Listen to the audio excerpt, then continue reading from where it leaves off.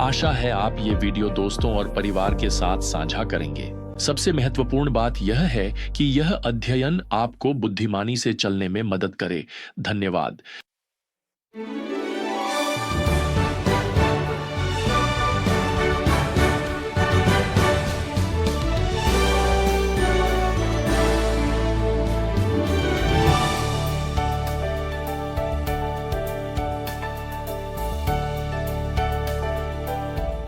मुझे याद है जब मैं सेमिनरी का छात्र था तो मैं स्टूडेंट्स सेंटर जाया करता था ताकि देश भर चर्चों की जॉब पोस्टिंग्स देख सकूं जो पादरी की तलाश में थीं। हर कुछ दिनों में मैं वहां जाता और उन 3 बाई 5 इंच की कार्ड्स को स्कैन करता। समस्या यह थी कि उन सभी चर्चों को 3 से 5 साल के अनुभव वाला कोई व्यक्ति चाहिए था। बार बार मैं वह पंक्ति पढ़ता था, 50 लोगों की चर्चों में भी वो 3 से 5 साल के अनुभव वाला पादरी चाहते थे। मेरे पास वह अनुभव नहीं था। नतीजतन मुझे उन नौकरियों में से कोई भी नहीं मिली। आखिरकार मेरी पत्नी और मैंने एक चर्च की नींव से शुरुआत की और मुझे आज भी याद है कि 5 साल बाद हमारे चर्च में 500 से ज्यादा लोग आने लगे थे और तब मुझे एहसास हुआ कि अब मेरे पास उन 50 लोगों वाली चर्चों का पादरी बनने के लिए पर्याप्त अनुभव है। आखिरकार मेरे पास पर्याप्त अनुभव था। खैर, मुझे उस प्रक्रिया से कोई शिकायत नहीं थी क्योंकि प्रभु ने उसी के जरिए हमें एक अलग रास्ते पर, एक अलग जगह पर ले जाया। कुछ समय पहले मैंने एक चर्च के बारे में पढ़ा जो पादरी ढूंढ रहा था। वे ऐसा व्यक्ति चाहते थे जिसमें अच्छी संवाद क्षमता हो, विस्तार पर ध्यान देने वाला हो और संगठन में कुशल हो। साफ तौर पर यह चर्च व्यक्ति की क्षमताओं पर उसके संदेश से ज्यादा ध्यान दे रहा था। असल में उन्होंने यह भी नहीं लिखा था कि उसे परमेश्वर के वचन के प्रति समर्पित होना चाहिए। अब गलत मत समझिए। संगठनात्मक क्षमता, संवाद कौशल और अनुभव ये सब ठीक हैं, लेकिन मैं सोचता हूं अगर उस चर्च को प्रेरित पौलुस का बायोडाटा मिलता तो वे कैसे प्रतिक्रिया देते, और उनका बायोडाटा कुछ ऐसा होता, मैं बहुत प्रभावशाली वक्ता नहीं हूं, मुझे शारीरिक सीमाएं हैं, हर शहर में जहां भी जाता हूं आमतौर पर दंगा हो जाता है। मैं इस समय अपने विश्वास के कारण जेल में हूं, लेकिन मैं यीशु से प्रेम करता हूं और सुसमाचार सुनाना पसंद करता हूं। मुझे नहीं लगता कि आज के अधिकांश चर्चों से पौलुस को कभी कोई फोन कॉल आता। हालांकि सुसमाचार के प्रति पौलुस की प्रतिबद्धता के कारण वह कोलुस्से नामक एक छोटे से शहर में स्थित एक चर्च पर बहुत शक्तिशाली प्रभाव डालने वाला है। और आज हम यहाँ पौलुस के इस चर्च को लिखे पत्र की यात्रा शुरू करते हैं। पौलुस यहाँ चौथे पद में कहता है कि उसने उनके बारे में सुना है। वह लिखता है, क्योंकि हमने मसीह यीशु में तुम्हारे विश्वास और सभी पवित्र लोगों के प्रति तुम्हारे प्रेम के विषय में सुना है। पौलुस यहाँ आगे उन्हें बताता है कि वह उनके लिए प्रार्थना करता रहा है और यह बात उनके लिए बहुत उत्साहवर्धक रही होगी। वह यहाँ 9वें पद में लिखता है कि वह प्रार्थना कर रहा था कि वे परमेश्वर की इच्छा की पहचान में सारी आत्मिक बुद्धि और समझ में परिपूर्ण हो जाए, ताकि वे प्रभु के योग्य चाल चलें, हर बात में उसे प्रसन्न करें, हर अच्छे काम में फल लाएं और परमेश्वर की पहचान में बढ़ते जाए। वाह, किसी स्थानीय कलीसिया के लिए यह कैसी प्रार्थना है। आप जानते हैं, यह एक बेहतरीन प्रार्थना है जिसे आप अपने जीवन साथी, अपने बच्चों या अपने स्वयं के पास्टर और कलीसिया के लिए कर सकते हैं। अब इसके साथ ही पौलुस कुलुसियों के लिए प्रार्थना से मसीह के व्यक्तित्व की ओर मुड़ता है और यहाँ यीशु मसीह का एक अत्यंत चौंकाने वाला वर्णन है। क्या आप जानना चाहते हैं कि यीशु मसीह कौन है? तो आपको कहीं और देखने की जरूरत नहीं है, बस यहीं देखिए। पौलुस हमें यीशु के 7 वर्णन देने जा रहा है और पहला यहाँ पद 15 में है, जहाँ पौलुस लिखता है, वह अदृश्य परमेश्वर की प्रतिमा है। अब यहाँ प्रतिमा शब्द का अर्थ है प्रतिनिधित्व और प्रकट होना। बाइबल हमें बताती है कि हम परमेश्वर की प्रतिमा में बनाए गए हैं और यद्यपि यह काफी अपूर्ण है, फिर भी हम आज की दुनिया में परमेश्वर का प्रतिनिधित्व करते हैं। लेकिन ध्यान दीजिए, पौलुस यहाँ यह नहीं लिखता कि यीशु परमेश्वर की प्रतिमा में बनाए गए थे, बल्कि यह लिखता है कि यीशु ही परमेश्वर की प्रतिमा है। वह पहले से ही परमेश्वरत्व का पूर्ण रूप से प्रतिनिधित्व करते हैं। क्या आपको याद है जब यीशु ने यूहन्ना 14:9 में कहा था, जिसने मुझे देखा है उसने पिता को देखा है।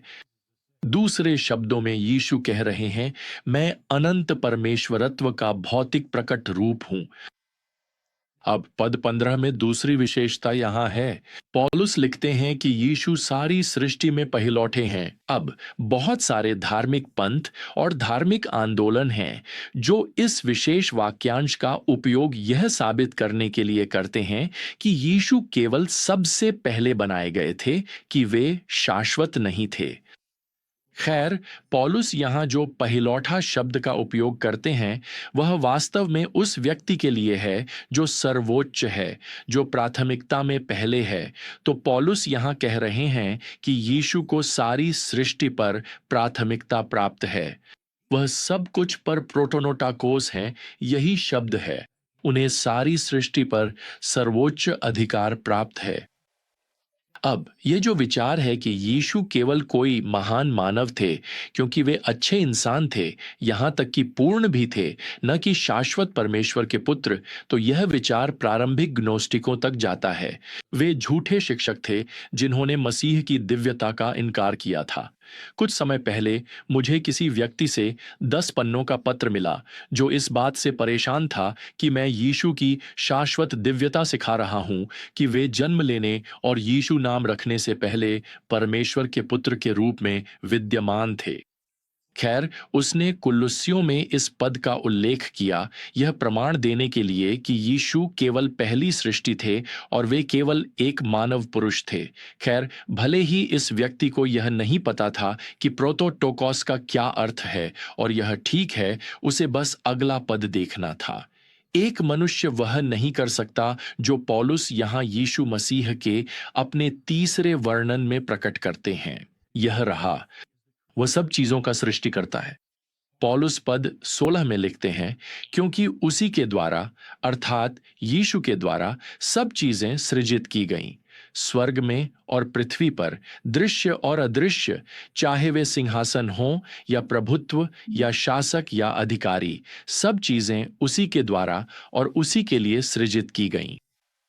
तो भले ही यीशु चमत्कारिक रूप से मानव जाति में जन्मे और एक समय पर उन्हें यीशु नाम दिया गया, वे अनादिकाल से परमेश्वर पुत्र के रूप में अस्तित्व में थे, इसलिए वे कभी सृजित नहीं हुए।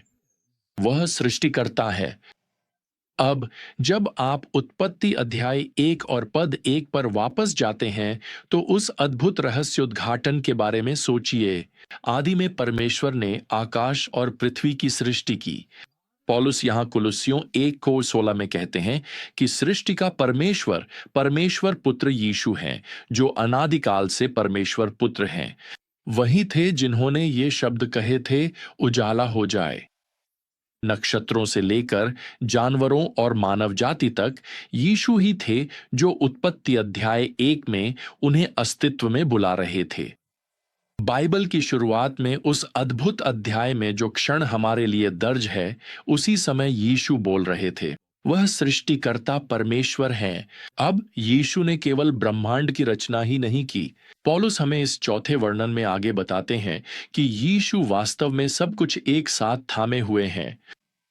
पद 17 कहता है, वह सब चीजों से पहले है और उसी में सब चीजें एक साथ बनी रहती हैं। अब वैज्ञानिक जगत इसे एक मजबूत नाभिकीय बल कहता है जो परमाणुओं को एक साथ बांधता है, लेकिन बाइबल प्रकट करती है कि किसी भी प्राकृतिक शक्ति के पीछे जो पदार्थ को एक साथ रखती है, वास्तव में वह शक्ति यीशु मसीह की है। और प्रियजनों, मैं आपको बताना चाहता हूं, एक दिन आने वाला है जब प्रभु अपनी पकड़ छोड़ देंगे। प्रेरित पतरस कहते हैं कि यह अंतिम न्याय होगा, जैसा कि 2 पतरस अध्याय 3 पद 10 से 13 में लिखा है। पतरस लिखते हैं कि जैसे कोई विशाल परमाणु बम हो, वैसे ही आकाश गर्जना के साथ समाप्त हो जाएगा और स्वर्गीय पिंड जलकर नष्ट हो जाएंगे और घुल जाएंगे।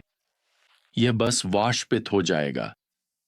इस अंतिम न्याय के बाद बाइबल हमें बताती है कि सहस्राब्दी राज्य के बाद प्रभु एक नया ब्रह्मांड बनाएंगे, बिल्कुल नए आकाश, बिल्कुल नई नक्षत्र मंडलियां और एक बिल्कुल नई पृथ्वी। यह सब प्रकाशित वाक्य अध्याय 21 में है।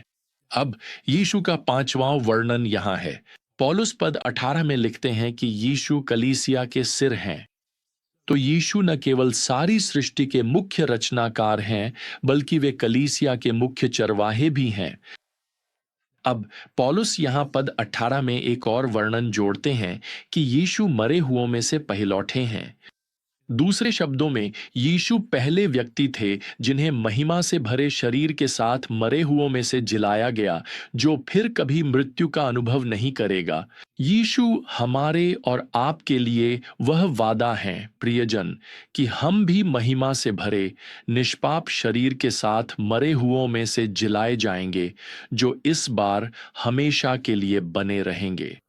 अब हम इस तरह के शरीर, इस अनंत जीवन की आशा प्रभु के साथ कैसे कर सकते हैं?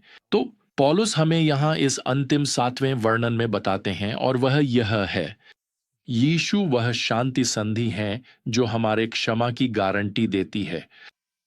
वह यहां पद 20 में लिखते हैं कि यीशु ने अपने क्रूस के लहू के द्वारा शांति स्थापित की, और पद 22 में वह तुम्हें पवित्र, निर्दोष और निंदा से परे अपने सामने उपस्थित करेगा।